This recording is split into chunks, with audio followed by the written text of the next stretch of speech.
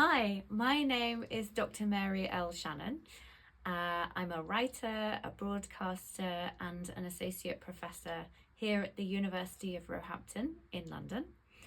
I was called Mary after my grandmother, actually. And I love my name because it's not just who I am, but it also situates me in the history of my family because it was chosen as a family name.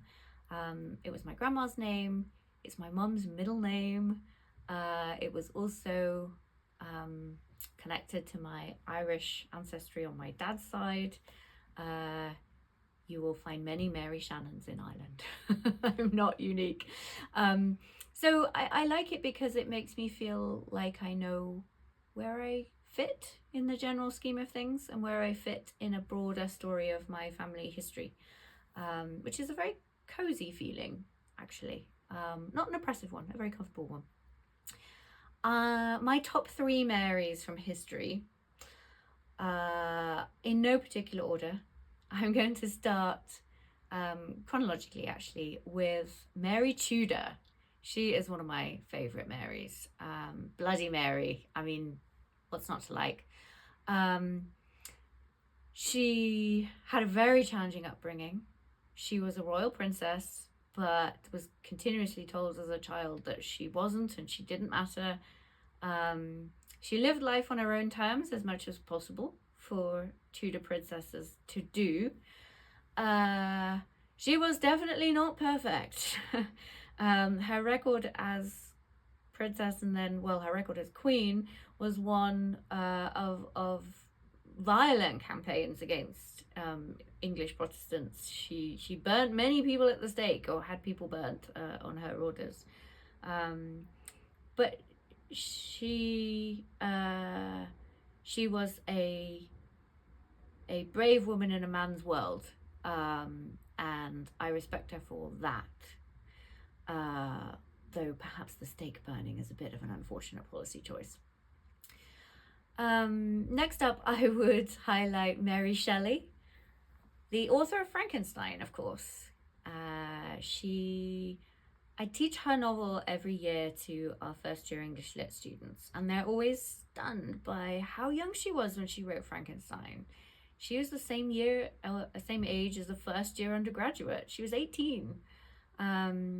Shacked up in a Swiss holiday home in a dubious age gap relationship with the poet Percy Shelley, with Byron also there. This was during the Krakatoa explosion, the summer that never was. So it was miserable weather in their Swiss villa.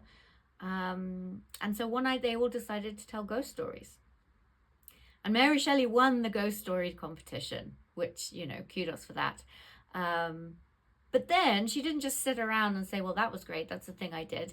She went and wrote a stonkingly successful novel, still popular today, that started an entire literary genre of sci-fi, arguably. So that's a pretty impressive feat for any Mary, I would say.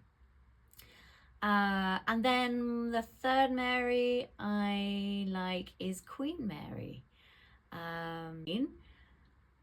She had commissioned a famous doll's house, which you can go and see in Windsor Castle today. It's beautiful, it's very big. It's got working lights, it's got a car lift, it's got all kinds of amazing details, little pots and pans,